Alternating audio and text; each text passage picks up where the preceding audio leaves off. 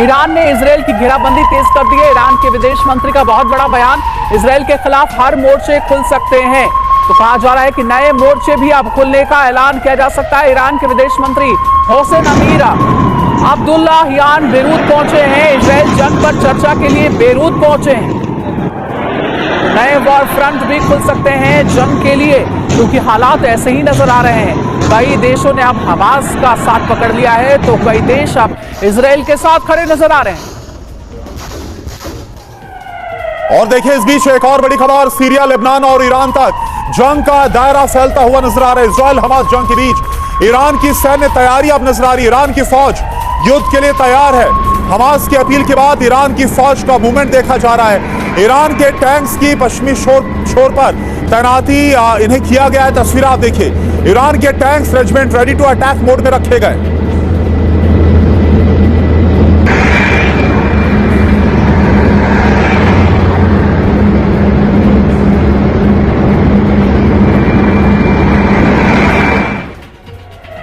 कबातिया में इजरायली सेना पर हमला हुआ है। फिलिस्तीन समर्थकों ने बम से हमला किया है। तस्वीरें आपको दिखाएंगे किस तरीके से हमले से दहल उठा है कबातिया। ये देखिए, एक के बाद एक यहां पर बम बरसाए जा रहे हैं।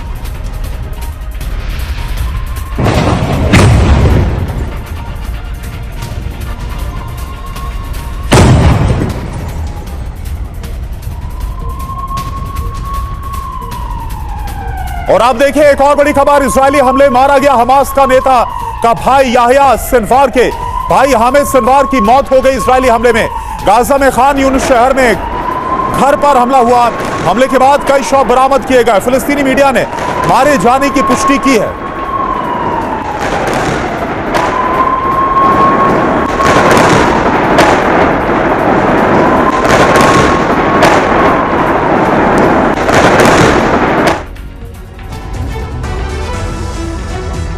तो इसराइल का ऑपरेशन सिनवार क्या है, ये हम आपको सबसे पहले बताते हैं। उसके बाद कर्नल शुक्ला मैं आपके पास आऊंगी।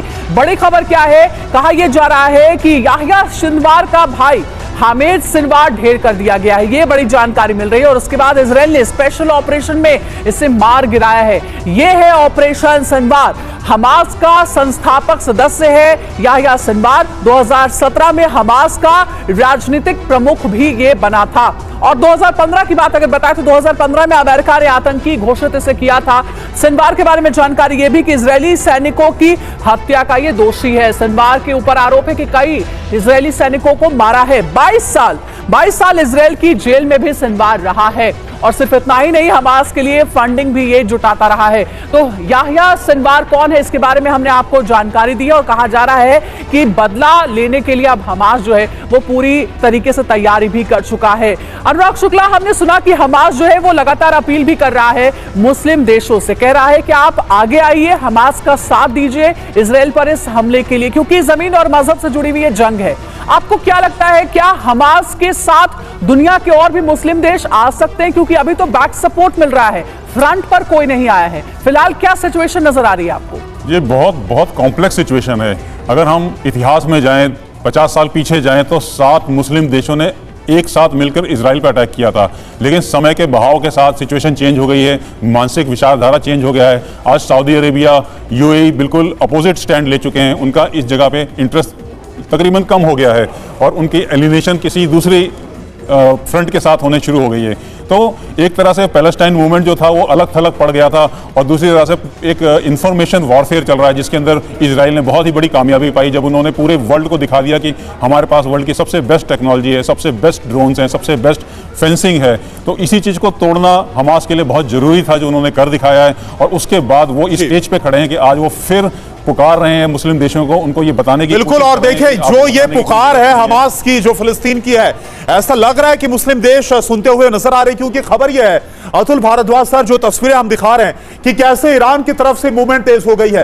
अब अगर ईरान की तरफ से कुछ होता है, क्योंकि यहां पर भी ये जो फ्रंट है लेबनान वाला, ये एक्टिव होता नजर आ रहा है, तो ये कितना बड़ा चैलेंज होगा, ये दोहरी चुनौती के तौर पर होगा। जरा बताइए मैप के जरिए। देखिए, ईरान जो है उसका समर्थन है हमास को, हमेशा से रहा है। ऑफिशियली वो ये नहीं कह रहा कि जो ऑपरेशन किया गया है, जो टेरर अटैक किया गया है, उसमें डायरेक्ट उसका इन्वॉल्वमेंट है, पर ईरान उसको मॉरल सपोर्ट हमेशा से देता आ रहा है, फाइनेंशियल सपोर्ट भी। सिमिलरली कतर भी देता आ रहा है उसको। अगर आप लेबनान में देखें तो हिजबुल की तैनाती है वहां पर, और वहां वो वीडियो भी दिखा रहा है। लेबनान के बाद जो ईरान है वहां से भी सपोर्ट आ रहा है। मूवमेंट अगर होगी वो तो लेबनान तक होगी क्या? यस, लेबनान से ही अटैक होगा। हिजबुल जो है वहां पे, जैसे आपने वीडियो भी दिखाए, वो अपनी दिखा रहा है, बट वो जो लेबनान है अगर आप उसको देखेंगे, अभी वॉर को बहुत रिस्ट्रेन करने की कोशिश की जा रही है। लेबनान ने ऑफिशियली नहीं कहा कि मैंने रॉकेट्स लॉन्च किए हैं, वो सिर्फ इंटरनली अपने लोगों को बताने के लिए ये कह रहा है कि मैं तैयारी कर रहा हूं, बट एक्सटर्नली वो इस पंगा नहीं ले रहा है अभी इजराइल के साथ। यानी कोई भी मुस्लिम देश क्यों ना हो, वो इस तरीके का जोखिम नहीं उठाएगा फ्रंट पर आकर के इजराइल के खिलाफ युद्ध लड़ने के लिए। लेकिन हाँ, इतना जरूर है कि हमास को सपोर्ट जरूर मिल रहा है कई मुस्लिम देशों का बिहाइंड द कर्टन। एक और बड़ी खबर है कि रीम पहुंचा TV9 Bharatvarsh. Music concert site से TV9 की ग्राउंड रिपोर्टिंग। हमास ने म्यूजिक कॉन्सर्ट में ही तांडव मचाया था। हमास के हमले में 250 लोगों की मौत हुई थी। साइट पर अभी भी मौजूद है तबाही के निशान।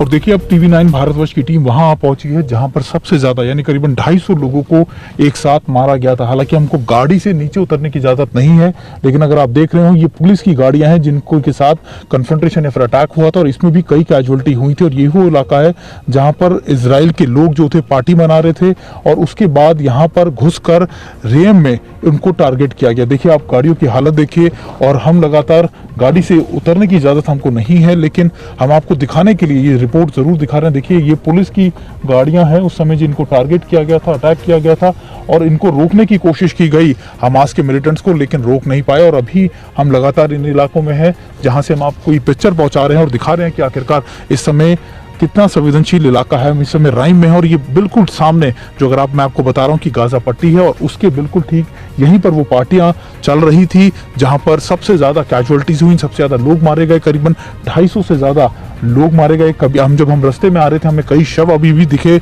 हमने देखा कि कई जगहों पर लोग इस तरीके से उनके बॉडी पार्ट्स या फिर आप कह सकते हैं कि उनकी चीजें उनकी पड़ी हुई थी, उनके खाने पीने के सामान पड़े हुए थे, गाड़ियां ऐसी खुली हुई पड़ी हुई थी। हमने आपको अभी दिखाया कि पुलिस की गाड़ियां भी थी। दरअसल ये वो पुलिस वाले थे, जब इनको अटैक का पता लगा तो ये इस इलाके में आए, लेकिन इनके साथ भी जो इनकी फायर फाइटिंग हुई, इनमें पुलिस को भी, इजराइल पुलिस को भी काफी कैजुअलिटीज का सामना करना पड़ा था। और देखिए अभी हम जिस लोकेशन पे पहुंचे, एक और लोकेशन मैं आपको दिखा दूं। आपको सारी गाड़ी जो सामने नजर आ रही हैं, ये वो पार्टी एरिया है जहां पर वो पार्टी चल रही थी। हमको नीचे उतरने की इजाजत नहीं है, लेकिन फिर भी हम रिस्क लेकर आपको ये तस्वीरें दिखा रहे हैं। TV9 भारतवर्ष के दर्शकों को ये दिखा रहे हैं कि आखिरकार जहां पे सबसे ज्यादा कैजुअलिटी हुई, हम इस समय उस इलाके में 250 से ज्यादा लोग इस समय यहाँ पर मारे गए थे। और देखिए मैं लगातार ये तस्वीरें आप तक पहुंचा रहा हूँ जहां पर इजराइल को 250 से ज्यादा यहाँ पर लड़के लड़कियां जो यंग एज के बच्चे बच्चियां थे उनको टारगेट किया, और यहीं से हॉस्टेजेस को उठा के अंदर ले जाया गया इजराइल के अंदर। यहाँ बताया जा रहा है कि 130 से ज्यादा हॉस्टेजेस को ले जाया गया था, और अभी करीबन उसमें से 80 लोगों को आइडेंटिफाई जरूर किया गया, लेकिन सबसे ज्यादा हॉस्टेजेस को यहीं से उठाकर हमास के मिलिटेंट्स जो थे लेकर गए। अभी हम इन इलाकों में हैं और हम आपको ये तस्वीरें दिखा रहे हैं। ये इलाका संवेदनशील भी है, इंपॉर्टेंट भी है, और इस समय ये बहुत करीब भी है, और यहीं से घुसपैठ करके अंजाम दिया गया। देखिए गाड़ियां आप देखें, गाड़ियों के दरवाजे खुले पड़े हैं। यहाँ से बॉडीज को जरूर थोड़ा बहुत हटा लिया गया है, ज्यादातर बॉडीज यहाँ से चली गई, लेकिन आप देखेंगे कई गाड़ियों के तो दरवाजे ही खुले हुए हैं। 10 की 10 गाड़ियां पड़ी हुई हैं, और करीबन सैकड़ों यानी सौयों की संख्या में ये गाड़ियां हैं, और सभी गाड़ियां वही हैं जहां पर ये पार्टी चल रही थी जब ये अटैक किए गए। और रास्ते में भी आते हुए हमको उसी तरीके की गाड़ियां नजर आई है।